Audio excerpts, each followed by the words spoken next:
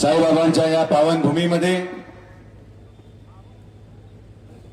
सकल हिंदू समाजाच्या वतीने आयोजित असलेल्या या मेळाव्याला व्यासपीठावरील उपस्थित असलेले माझे बंधू, माझे भाऊ, अहिल्यानगर शहराचे लाडके आमदार माननीय संग्राम भैयाजी जगताप, श्रीरामपूर येथील आणि जे आज खरंच काळाची गरज म्हणून हिंदू समाजाच्या संरक्षणासाठी आवाज उठवतात असे आमचे सहकारी माननीय सागर भैया बेग, आज एक व्यासपीठावर आरपीआयच्या माध्यमातून शिर्डी येथील आपले मनोगत व्यक्त केलं असे सन्माननीय वाघमारेजी, या मेळाव्यासाठी आलेले तमाम सकल हिंदू समाजाचे आमचे युवक, आलेले आमच्या माता भगिनी, या मेळाव्यामध्ये आलेले सर्व सन्माननीय शिर्डी येथील नगरसेवक, राहत्यामधून आलेले नगरसेवक, सर्व सन्माननीय पदाधिकारी, आलेले सर्व माझे सन्माननीय पत्रकार बांधव, ग्रामस्थ आणि मित्रांनो, आज बऱ्याच दिवसानंतर संग्राम भैयाची इच्छा पूर्ण झाली. संग्राम भैया मला वारंवार हे नेहमी म्हणायचे की तुम्ही एखाद्या मोर्चामध्ये का सहभागी होत नाही. आमची मैत्री फार वेगळी आहे. ती मैत्री मी शब्दामध्ये सांगू शकत नाही. पण आज जेव्हा संग्राम भैयाचा मला फोन आला की मी तुमच्या मतदारसंघामध्ये येतोय, म्हटलं भैया तुमचं स्वागत आहे, मी पण तुमच्याबरोबर स्टेजवर राहणार आणि जे चुकीचं कृत्य घडलं असेल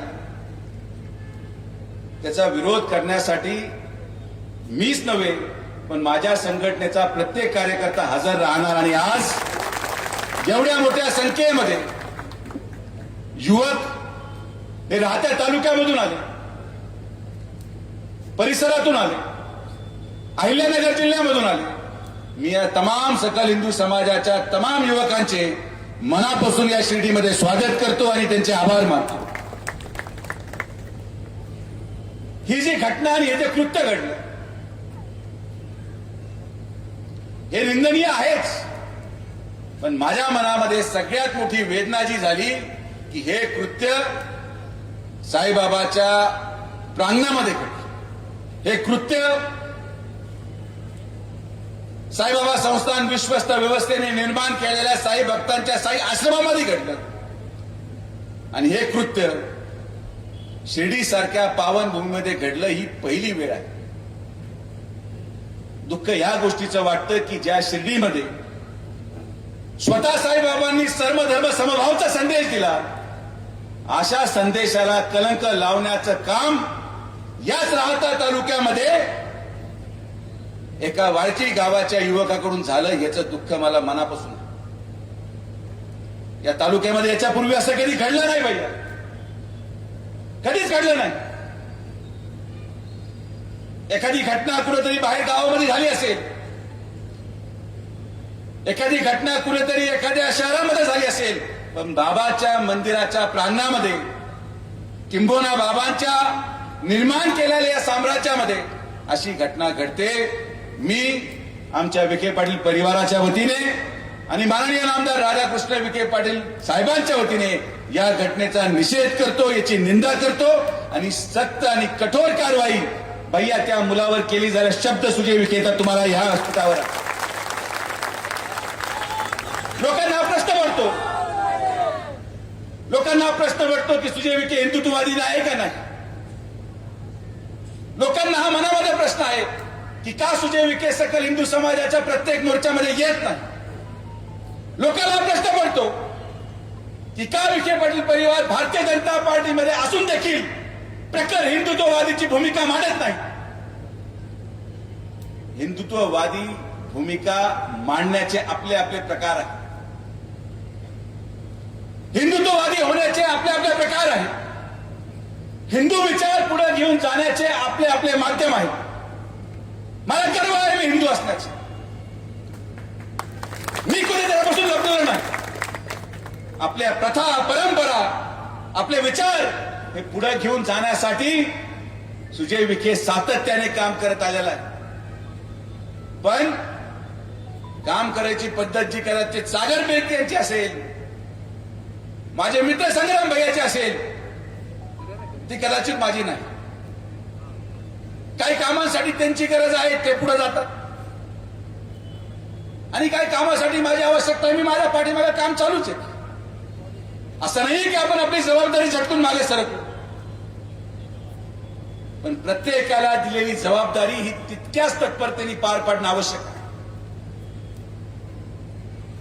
मला ही गोष्ट भैया तुम्हाला आवर्जून सांगायची, सागर भैयांना आवर्जून सांगायची की तुमचे अनुभव फार वेगळे असतील. नगरमध्ये मी पण राहिलो, मी तिथलाही खासदार होतो. भैया तुम्ही तर श्रीरामपूरला आहात म्हणून श्रीरामपूर आज सावध आणि समृद्ध आहे, नाही तर श्रीरामपूर काही श्रीरामपूर राहिलं नाही.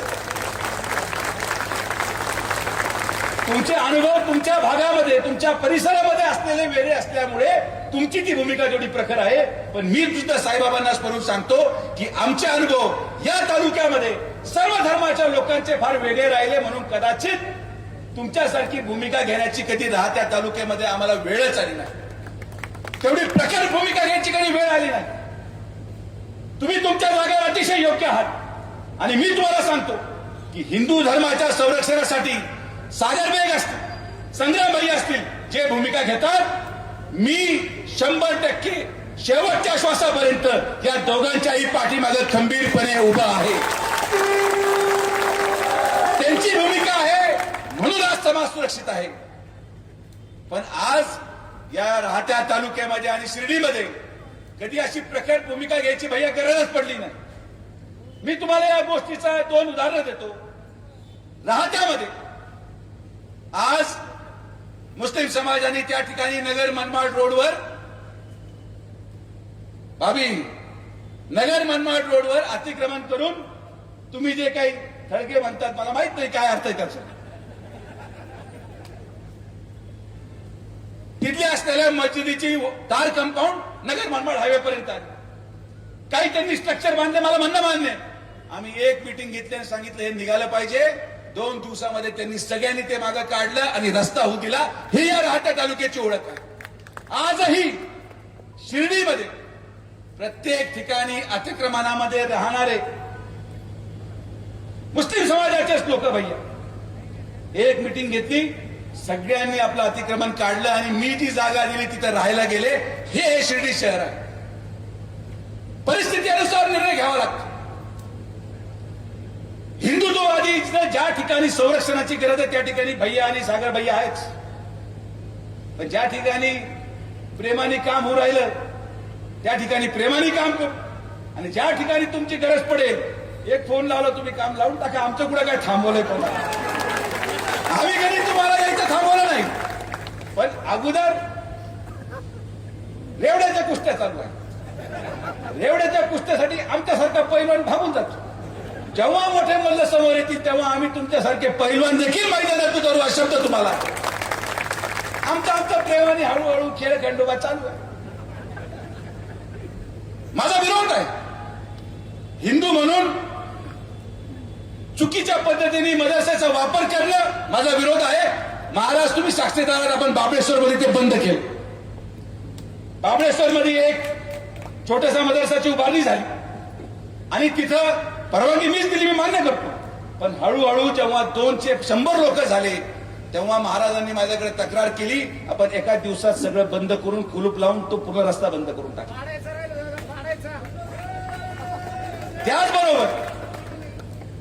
त्याचबरोबर जसा मला या अशा प्रकारच्या अनधिकृत धार्मिक स्थळाचा विरोध आहे तसाच माझा वक्फ बोर्डासाठी पण विरोध आहे की वक्फच्या माध्यमातून त्या जमिनी तुम्ही ताब्यात घेण्याचा प्रयत्न करताय. हो माझा विरोध आहे. शिर्डीमध्ये श्रीरामनगरमध्ये जात असताना मदीच्या बाहेर नमाज संपल्यानंतर गर्दी करून थांबणं किंवा रात्री वेळ अभावी काही समाजाचे लोक गर्दी करून हिंदू महिलांची सुरक्षितता धोक्यात आणणं माझा विरोध आहे. मी त्यांचा बंदोबस्त केला. पण माझा बंदोबस्त हळूहळू प्रशासनाच्या माध्यमातून होऊन जातो. तुमची आवश्यकता तुम्ही शिर्डीमध्ये आले स्वागतच आहे. पण बाबांच्या आशीर्वादाने तुमची आवश्यकता महाराष्ट्रामध्ये जास्त आहे. शिर्डी आम्ही पाहतोय, आमचा हळूहळू चालू आहे. बरेचसे लोक मोकळे झाले. हा तुमच्या शेजारी बसला, त्याला 10 वर्षापासून मी दाबून ठेवला. आज पहिल्यांदा माईकवर बोलला असेल एवढा प्रकार. तिथं खंडू बसला, तो एकदम पेटलेला असायचा, मग त्यालाही गार केलं. कारण की आपण आणि मी या मताचा आहे की धर्माचं संरक्षण होणं आवश्यक आहे, धर्म हा सुरक्षित राहणं आवश्यक आहे. पण हे करत असताना माणुसकी देखील जगली पाहिजे, माणुसकी टिकली पाहिजे आणि मनुष्याने मनुष्याला पण ओळखलं पाहिजे. ही पण आपली जबाबदारी आहे. आज मी तुम्हाला दाखवतो शिर्डी काय आहे की आज या शिर्डीमध्ये सकल हिंदू समाजाच्या मोर्चाला भगवा गमछा घालून नुसतं हिंदू नाही, पण या शिर्डीमध्ये या कार्यक्रमाला सकल हिंदू समाजाच्या मोर्चामध्ये आमच्या शिर्डीचा भगवा कपडा घालून अबू शेख देखील या कार्यक्रमाला आलेला. ही शिर्डी आहे, मी नाकारत नाही. समाजामध्ये समाजकंटक असतात, कुठं नाहीये, पण आज या कार्यक्रमाच्या निमित्ताने आणि मी सगळ्या आमच्या हिंदुत्ववादी मुलांना सांगतो, आमच्या तालुक्याला सांगतो, जिल्ह्याला सांगतो की जिथं जिथं चूक असेल, जिथं जिथं धर्मांतराचा प्रकार घडत असेल, जिथं जिथं लव जिहाद घडत असेल, तिथं तुम्हाला माझा येऊन तक्रार करायची गरज नाही.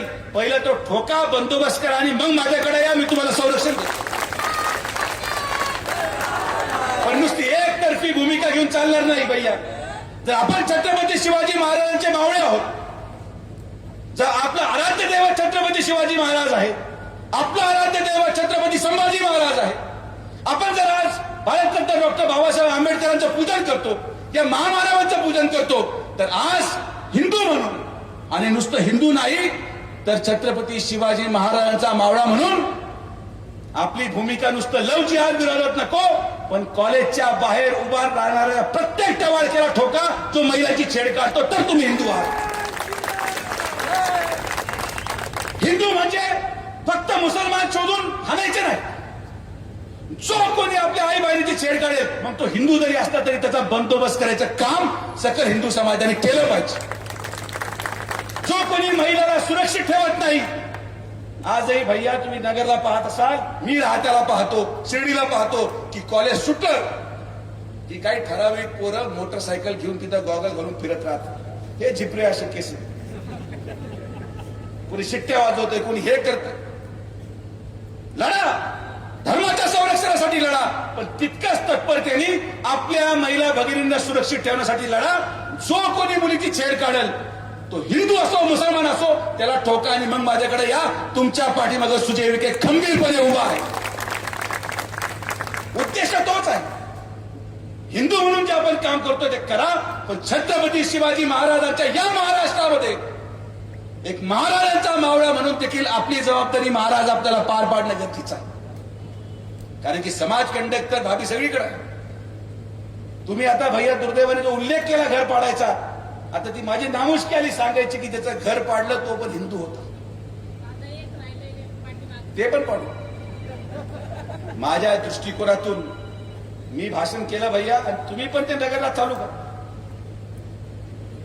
की जे लोक मुलींचा विनयभंग करतात, जे लोक महिलांची छेड काढतात, कायदा बाजूला ठेवा, जेसीबी घाला आणि घर तोडा. हाच कायदा आज आपल्या समाजाला वाचू शकतो, हाच कायदा आज आपल्या देशाला वाचू शकतो आणि हाच कायदा आपल्या मुलींना सुरक्षित ठेवू शकतो. भाषण करून लोक निघून जातात.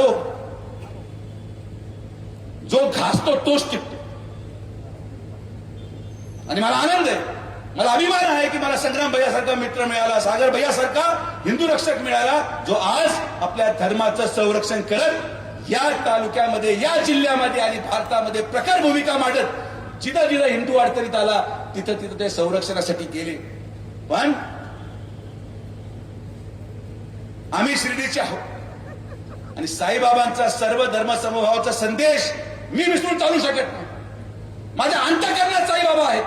आज भैया जे विखे पाटील परिवार असेल, आज इथं हा जो बसलाय आणि आज समोरचे शिर्डीचे लोक बसले, यांचं अस्तित्व जर असेल तर ते फक्त आणि फक्त साईबाबांमुळे नाही तर कोणामुळेच नाही.